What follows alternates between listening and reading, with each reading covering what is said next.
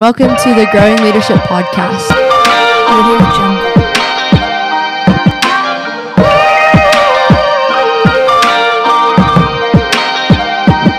Hi guys, and welcome back to the Growing Leadership Podcast. Today we have with us Martha, Embry, and Jax Ford.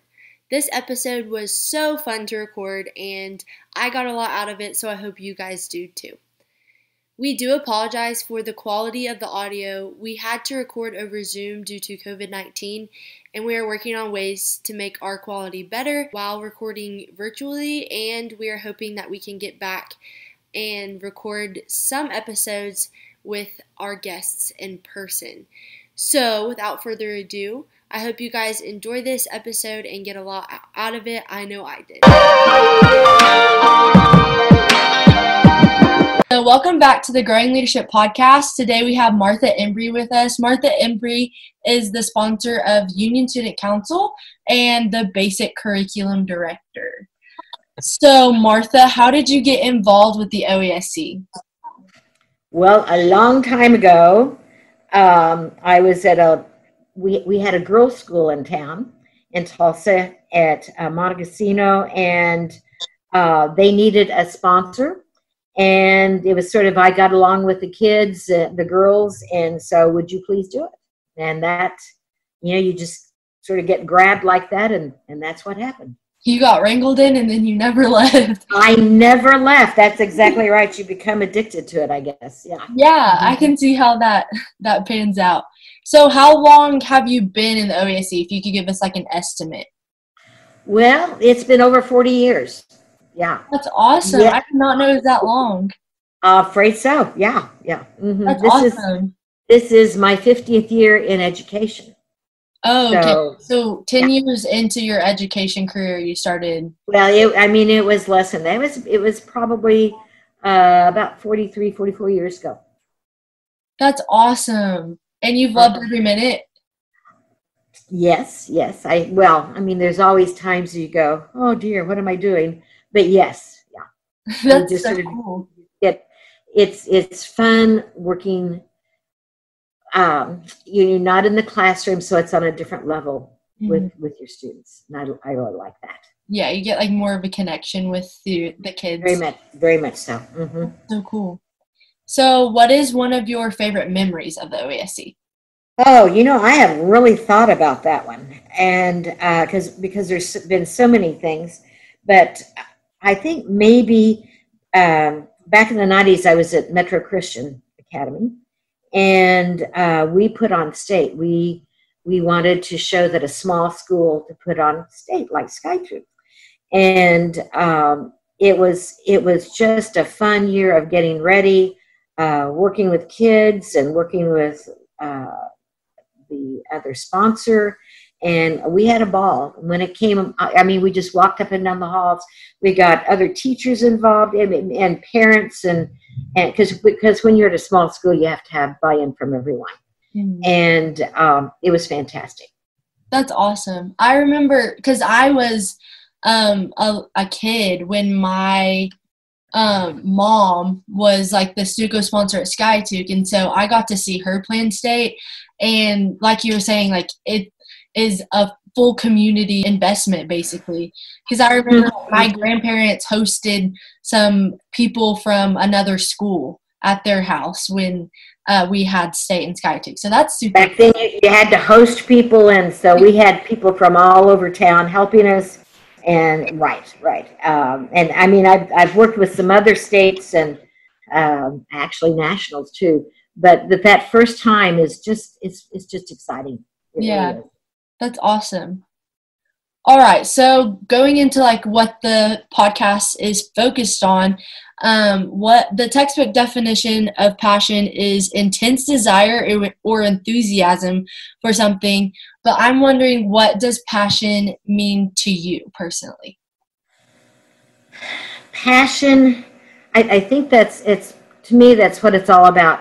When you asked for a characteristic, in fact, I took a list to school and asked my leadership kids, so what should it be? And passion to me incorporates everything. it's why I do it. It's the enthusiasm.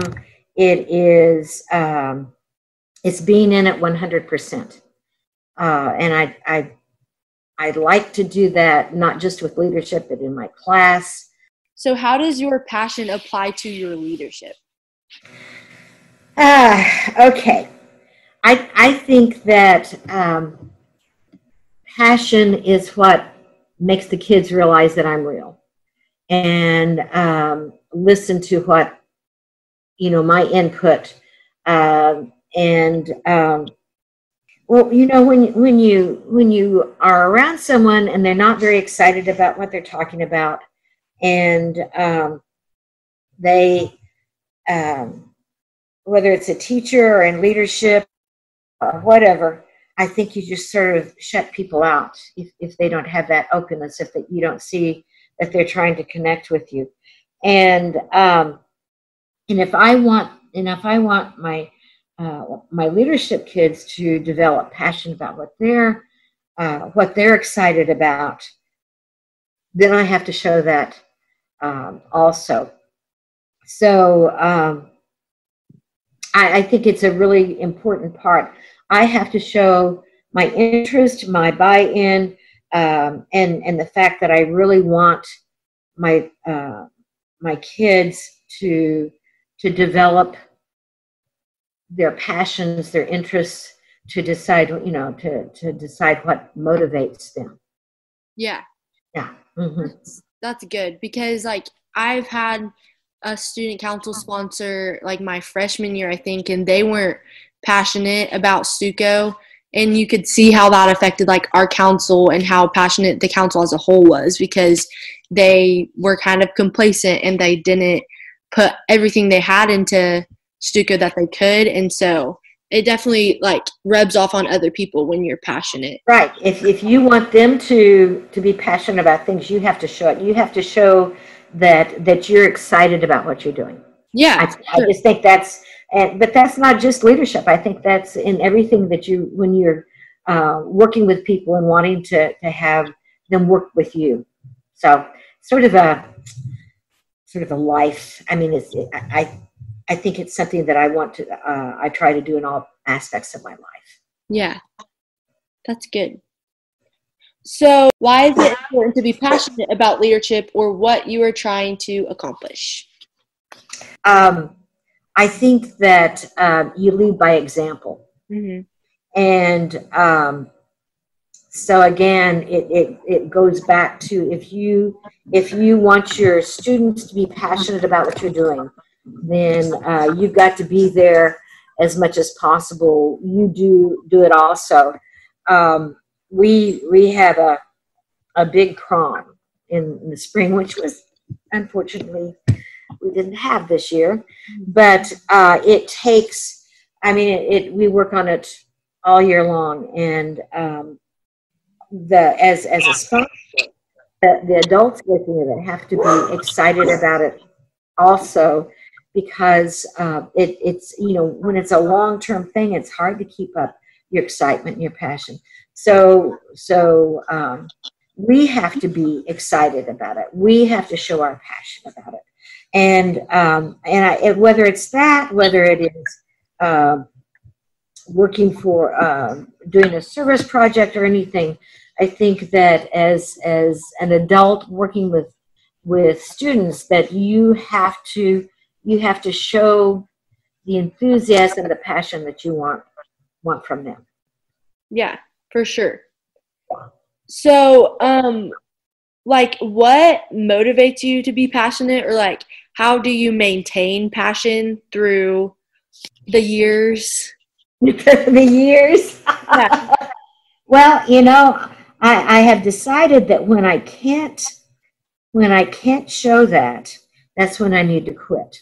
That when I'm no longer excited about working with kids, that's when I don't need to be working with kids.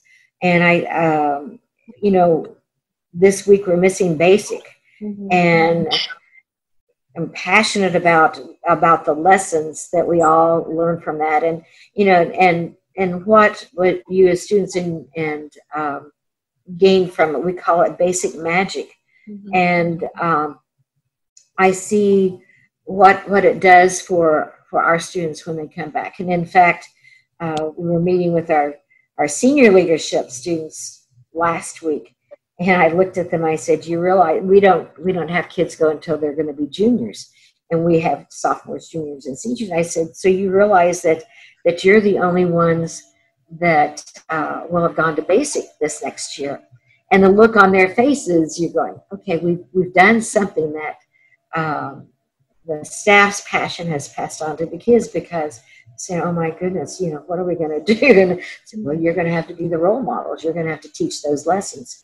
And that's what, as adults, I think that's what we do. Our beliefs, what is important to you, the life lessons that you want to pass on. I think that is that is all a part of your passion. Yeah. That's good.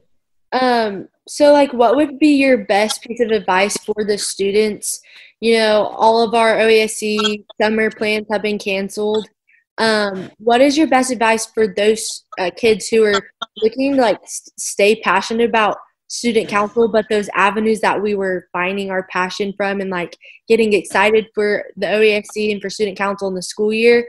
What is your best advice for us as we continue our high school career, but we don't have the things that we used to rely on? This is a conversation we had last week with the kids, and we're going to have probably tomorrow. We're going to meet with all of the leadership class outside, but it may be hot, come to think of it. But and when I say we, because there are four of us that work with our leadership team, and we work together. I think that sometimes it's hard for one person to do everything, but what I said then and what I would say now is that it's an open book for us. This coming year is going to be different, but it's an opportunity to look outside of all the tried and true things that we have to open up and think about. What is our role for the school, whether it is a small school or a large school? Are you there as the cheerleaders trying to get people to think about it's going to be okay? Do you put out announcements or whatever? Do you start thinking about how can you do things differently? Our regular activities we may not be able to do them just the same, depending on where we are in the pandemic ups and downs. But I don't think we just sort of sit in our little corner and feel sorry for ourselves. We have to think, well, then what are things that we can do to maybe do activities, from a distance? How can we change some of the things? Do we have to think of new things? It's a brand new opportunity to develop leadership, to work with others, and to motivate them, to excite them. Because, again, it would just be real easy to feel sorry for ourselves. And that's not the way we go. As a leader, I think we can't give up. We have to keep searching for ways to unite people, to enthuse people, that type of thing. Right. Yeah, that's really good. I couldn't have said that any better. Well, it's a horrible thing, and we're dealing with such an issue. For instance, our numbers are going up right now, so you have to look and see what is it that we've done. How can we make things better? And again, as leaders, we have to search for those ideas. Yeah, and it's a team effort too. But Zoom makes a great. It's that is not true. the same as face to face, but it's better than nothing, right? Yeah, that's awesome. So, Jax, I'm going to ask you, like, do you have any input on anything we just discussed? And then, what would, like, if you were trying to implement passion into your leadership right now, what would you do?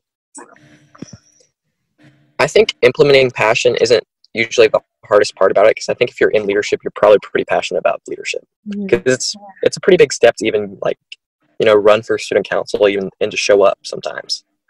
But I think the hardest part would be to like maintain passion, especially like right now with the disappointing like atmosphere that we have, and just kind of like the crappy situation we have. And so I think the best way we can maintain our passion is to really like rely on each other, and look at the good in things, and just be optimistic.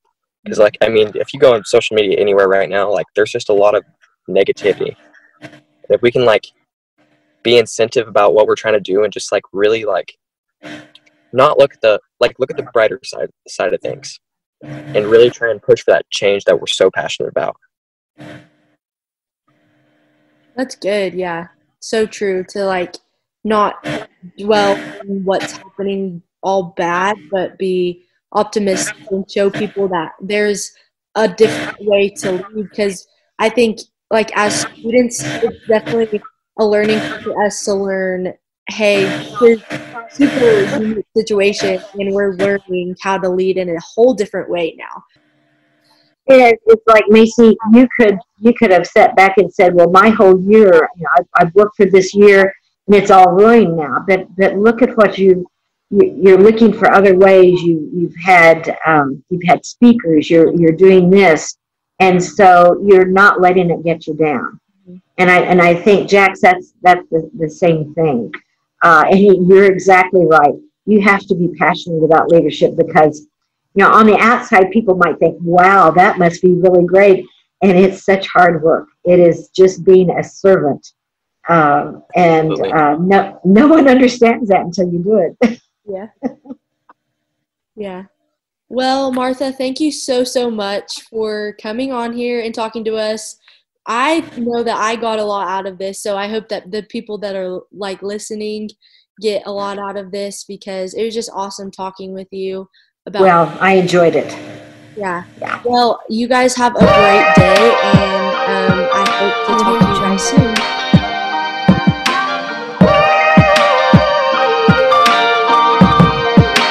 Thanks so much for listening, and watch out for our next episode that will be coming out next month.